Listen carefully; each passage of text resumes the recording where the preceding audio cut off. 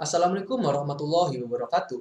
Nama saya Priyan Fadil Supriyadi, sebagai perwakilan dari Proyek 152 Wawasan Global TIK Telkom University tahun 2020. Akan membuat video dokumentasi dari proyek kami yang berjudul Analisis Sentimen Kebijakan Pemerintah mengenai Vaksin COVID-19 di Indonesia menggunakan metode Naive Bayes Classifier pada sosial media Twitter. Adapun anggota kelompok 152 diantaranya. Yang pertama ada Fadil Rohman Akbar Nasution dengan NIM 13011942558 dari kelas IF 42 GAP 01. Yang kedua ada Firdaus Putra Kurnianto dengan NIM 13011903885 dari kelas IF 42 GAP 01. Yang ketiga ada Ignatius Nindra Karisma Forestianto dengan NIM 13011941138 dari kelas IF 42 GAP 02. Yang keempat ada Kurniadi Ahmad Wijaya dengan NIM 13011944024 dari kelas IF 42 GAP 01. Yang terakhir ada saya sendiri, Priyan Fadil Supriyadi dengan NIM 13011904442 dari kelas IF 42 GAP 01. Baiklah teman-teman, menurut World Health Organization atau WHO, dalam situs webnya Indonesia menjadi negara dengan 636.154 kasus terindikasi COVID-19 dan 19.248 diantaranya mengalami kematian. Angka tersebut cenderung akan membesar jika tidak ada penanganan khusus dari pemerintah untuk menangani COVID-19. Berbagai upaya seperti pembatasan sosial berskala besar atau PSBB dan sosialisasi agar menggunakan masker sudah diterapkan di Indonesia. Tapi hingga penghujung tahun 2020 ini masih belum terlihat grafik dari penyebaran COVID-19 menurun. Hingga pada tanggal 16 Desember tahun 2020, Indonesia telah didatangkan 1,2 juta dosis vaksin Corona Sinovac dan masih menunggu 1,8 juta dosis yang akan menyusul di kemudian hari. Presiden Joko Widodo sudah mengatakan bahwa vaksin COVID-19 untuk masyarakat di Indonesia adalah gratis alias tidak dikenakan biaya sama sekali. Bahkan Bapak Jokowi sendirilah yang akan pertama kali diberikan vaksinnya. Proses penungguan kebijakan pemerintah ini tentu menciptakan sentimen yang berbeda di kalangan masyarakat kita, di mana saat berita mengenai vaksin Corona Sinovac itu muncul, vaksin tersebut langsung menjadi trending sebagai kata yang paling sering dibicarakan oleh masyarakat Indonesia. Hal ini menarik, karena banyak spekulasi dari masyarakat mengenai pemberian vaksin tersebut. Opini-opini tersebut bisa berupa opini negatif atau positif, tergantung dari pandangan publik terhadap objek tersebut. Oleh karena itu, dibutuhkan suatu analisis terhadap opini-opini tersebut dalam penelitian ini. Tujuan dari penelitian ini adalah untuk melakukan analisis sentimen dari masyarakat Indonesia terhadap kebijakan pemerintah mengenai vaksin COVID-19 yang akan dibagikan secara gratis kepada masyarakat Indonesia. Tujuan ini berguna bagi pemerintah Indonesia untuk mengetahui kepercayaan masyarakat terhadap vaksin COVID-19 yang akan mulai dibagikan. Kami menggunakan metode penelitian supervised learning dan Naive Bayes Classifier dengan bahan riset yang diambil dari API Twitter. Kami menggunakan peralatan riset diantaranya Google Colaboratory, Python, NumPy, Pandas, Seaborn, Scikit, dan TuPy. Adapun kegiatan yang sudah kami lakukan yaitu pada hari Minggu, tanggal 20 Desember, kami melakukan pengumpulan data. Pada hari Rabu, tanggal 23 Desember, kami melakukan pre-processing. Pada hari Jumat, tanggal 25 Desember, kami melakukan pelabelan data. Selengkapnya, rekan-rekan saya yang akan menjelaskan kegiatan tersebut. Ya, baik.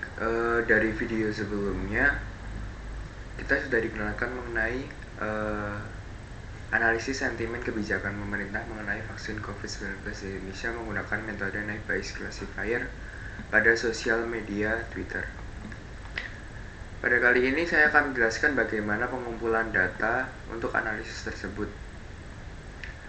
Pengumpulan data dimulai dari tweet crawling bernama tweet crawling dengan kami mengumpulkan data dari Twitter dari tanggal 15 sampai 24 Desember dengan proses fetch manual karena limit pengambilan data Twitter, sehingga pada akhirnya kami mendapatkan sekitar 8.000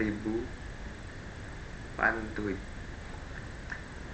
Lalu yang langkah pertama yang kami lakukan adalah kami menginstal TweePie. TweePie ini adalah sebuah plugin yang digunakan di Google Colab untuk mengambil data dari Twitter, mengambil tweet.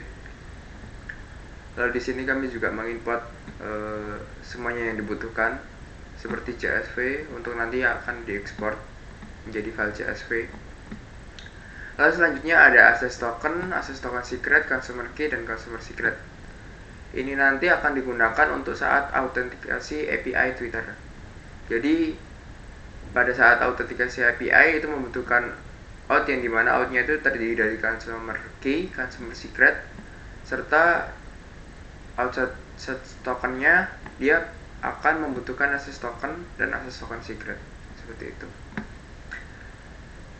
Lalu di sini setelah itu kami membuat kolom untuk diekspor ke Excel dengan nama kolom tersebut ada username, ada deskripsi, ada lokasi, ada dia mengikuti siapa, dan lain sebagainya.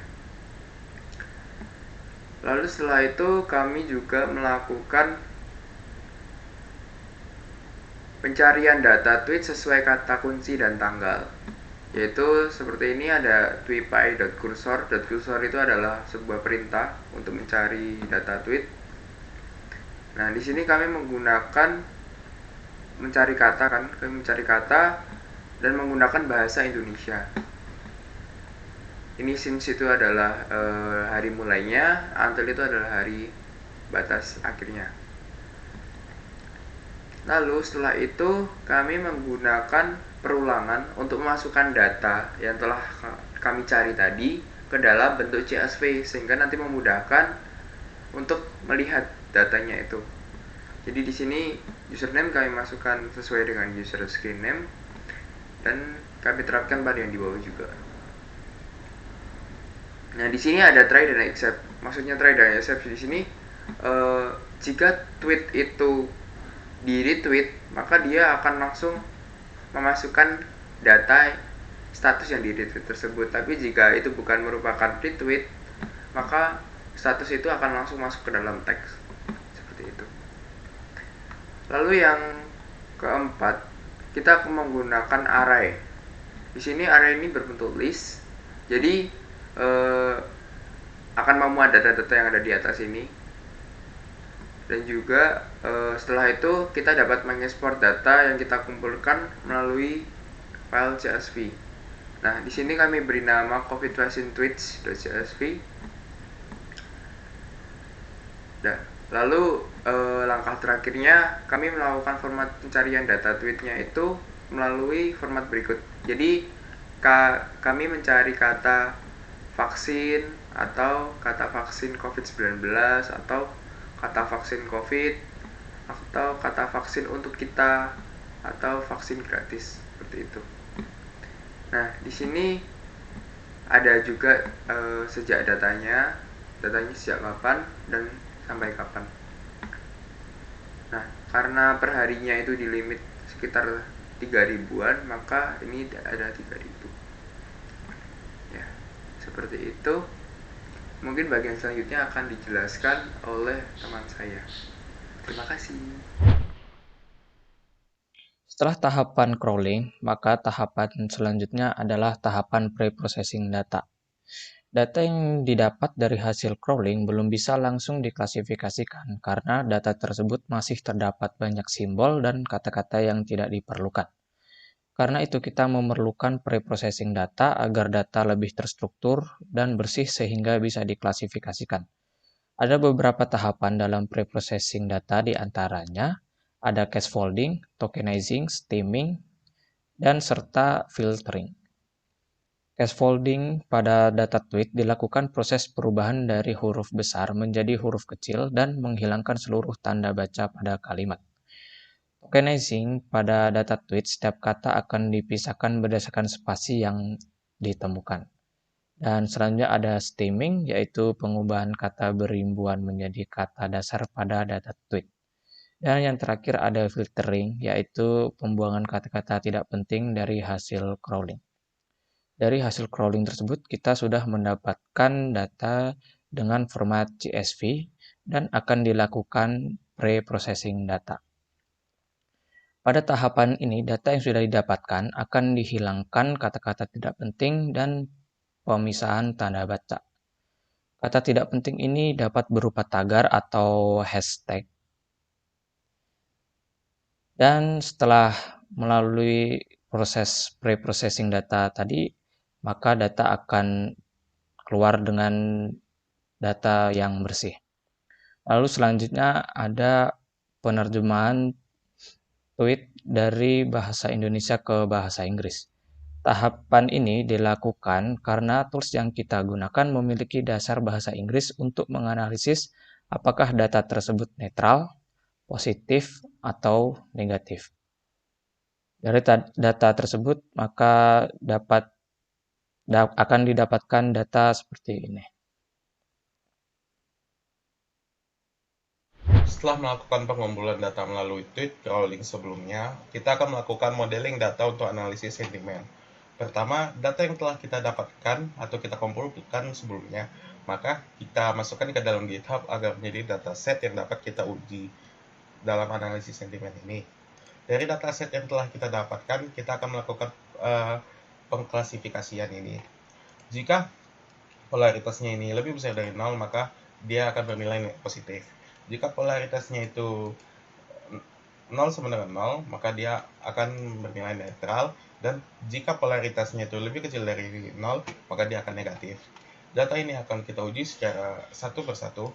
Dan jika analisis sentimen polarity-nya ini lebih besar dari 0, maka dia akan kita masukkan ke dalam status yang positif. Dan total positifnya itu akan bertambah. Jika analisis sentimen polarity-nya itu sama dengan 0, maka kita akan melakukan pemasukan dia menjadi status eventnya itu yaitu netral, dan total netralnya ini akan bertambah. Jika analisis sentimen polarity-nya itu lebih kecil dari 0, maka kita akan masukkannya itu ke dalam status yang negatif, dan total negatif ini juga akan bertambah. Dari hasil analisis data tersebut kami dapatkan jumlah tweet yang positif ada 2212, dan jumlah tweet yang netral ada 1317, dan jumlah tweet negatif ada 251, dan total data yang telah kami dapatkan yaitu 3780. Data tersebut akan di-set dan menjadi seperti ini. Di tweet dan yang telah kami lakukan ini, pengujiannya itu data tersebut sebelumnya, kita mendapatkan klasifikasi yaitu positif, netral, positif, positif, positif dari analisis sentimen sebelumnya. Setelah melakukan analisis sentimen sebelumnya, kita akan melakukan klasifikasi data dengan metode naive Bayes classifier. Kita akan melakukan klasifikasi dengan menggunakan ini, yaitu NLTK ini merupakan library dari NLP, yaitu Natural Language Processing. Data yang kita ambil yaitu username, tweet yang dia buat, teksnya, dan tweet yang telah kita bersihkan. Kemudian kita akan mencoba klasifikasi data itu dengan metode naive Bayes.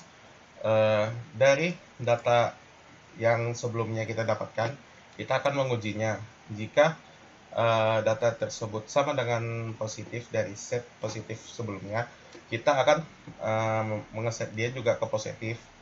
Kemudian jika data tersebut negatif sama dengan negatif dari set sebelumnya, kita akan memasukkannya juga ke dalam set negatif ini.